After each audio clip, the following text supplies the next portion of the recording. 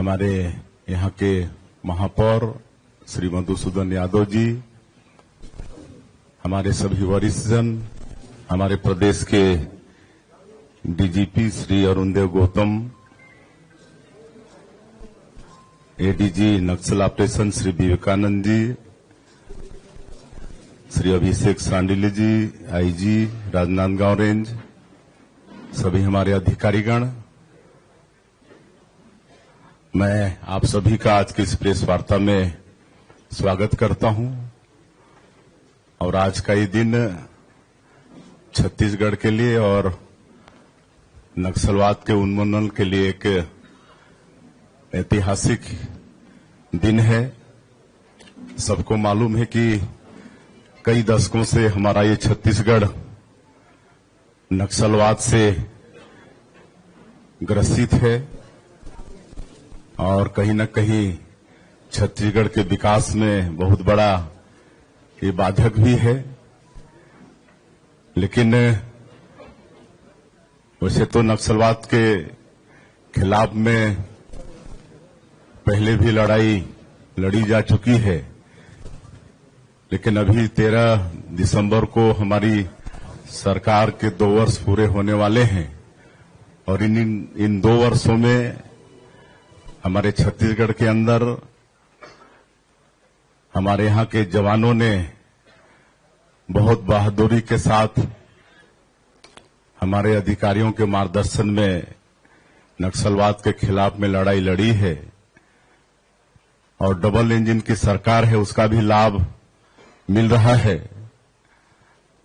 और सौभाग्य है कि हमारे माननीय प्रधानमंत्री जी श्री नरेंद्र मोदी जी और हमारे देश के गृह मंत्री आदरणीय अमित शाह जी, उन्होंने तो एक डेडलाइन भी तय कर दिया है कि अगले साल 31 मार्च 2026 तक पूरे देश से नक्सलवाद को समाप्त करना है।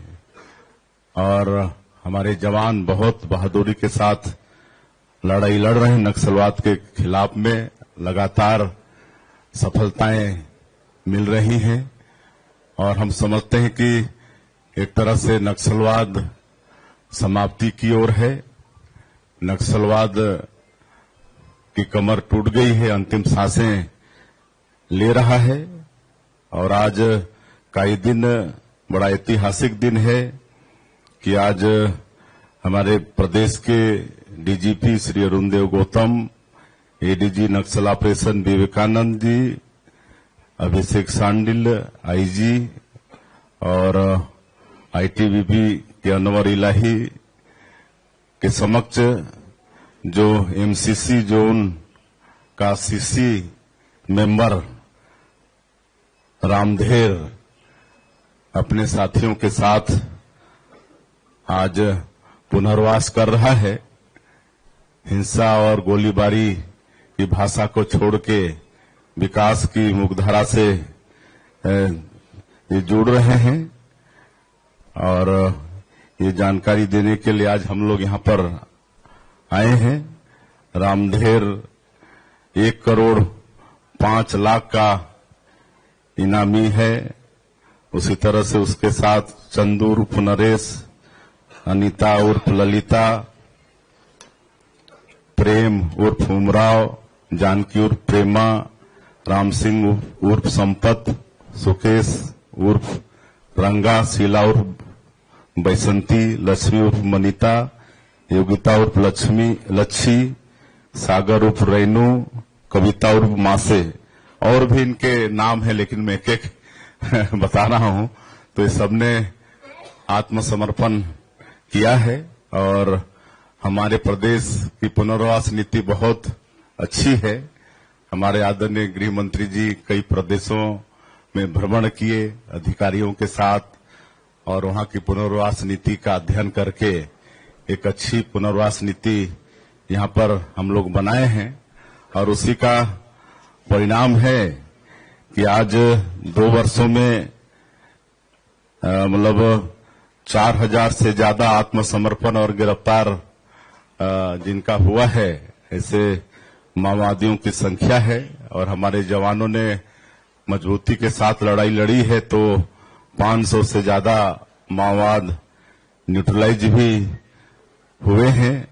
और हमारी जो नई पुनर्वास नीति है उसमें कई अच्छे प्रावधान किए गए हैं। एक तो जो आत्मसमर्पित नक्सली हैं उनके लिए हम लोग अलग से 15,000 प्रधानमंत्री आवास उसकी स्वीकृति कराए हैं और उसका भी निर्माण हो रहा है।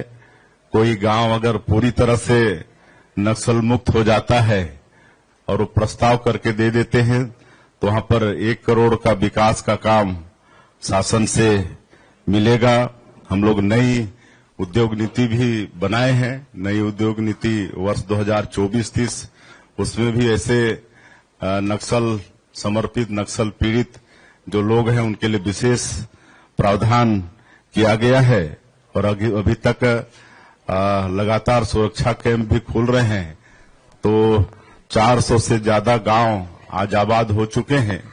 और एक नियत नीलानार योजना हम लोगों ने शुरू किया है, आपका सुंदर गांव, उसका हिंदी अनुवाद होता है और उसके माध्यम से आज सुरक्षा कैंप खुल रहे हैं और 400 से ज्यादा गांव में हम लोग सरकार की योजनाओं को वहां पर पहुंचाने में सफल हो रहे हैं।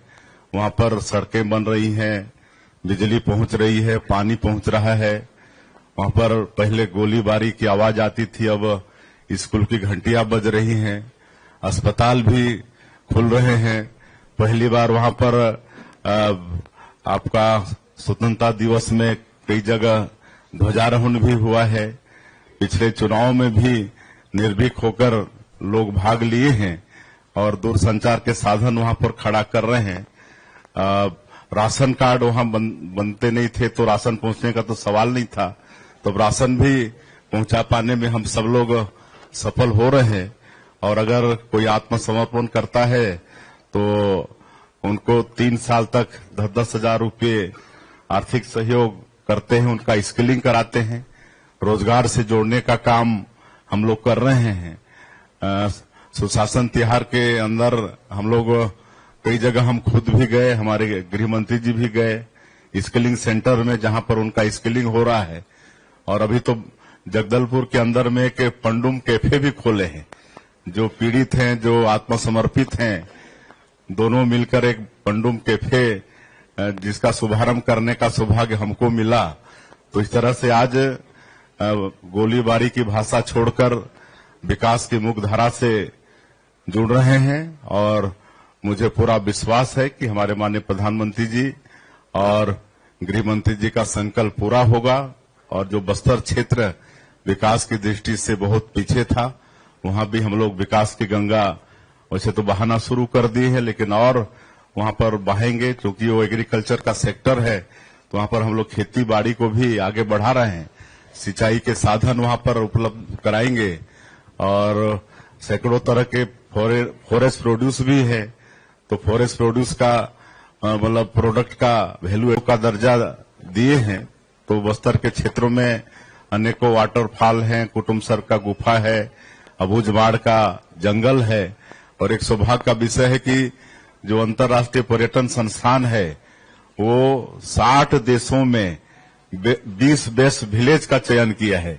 उसमें एक गांव हमारा मतलब धुड़मा रास है। ये हमारे छत्तीसगढ़ के लिए सौभाग्य का विषय है। और होम स्टे भी काफी फल फूल रहा है, तो होम स्टे को भी हम लोग उद्योग में शामिल किए हैं। तो इस तरह से आगे चल के छत्तीसगढ़ के बस्तर क्षेत्र में भी बहुत विकास होने वाला है। तो आज का ये दिन छत्तीसगढ़ के लिए और विशेषकर नक्सलवाद उन्मूलन की दृष्टि से बहुत ऐतिहासिक दिन था। इसलिए हम सब लोग सोचे और गृह मंत्री जी के साथ यहाँ आप लोगों के बीच में है। मैं एक बार फिर सभी इलेक्ट्रॉनिक्स मीडिया और प्रिंट मीडिया के बंधुओं का धन्यवाद करता हूँ। अगर आप ये वीडियो YouTube पर देख रहे हैं तो हमारे चैनल को सब्सक्राइब कर बेल आइकन दबाएं और Facebook पर देख रहे हैं तो हमारे पेज को लाइक करें।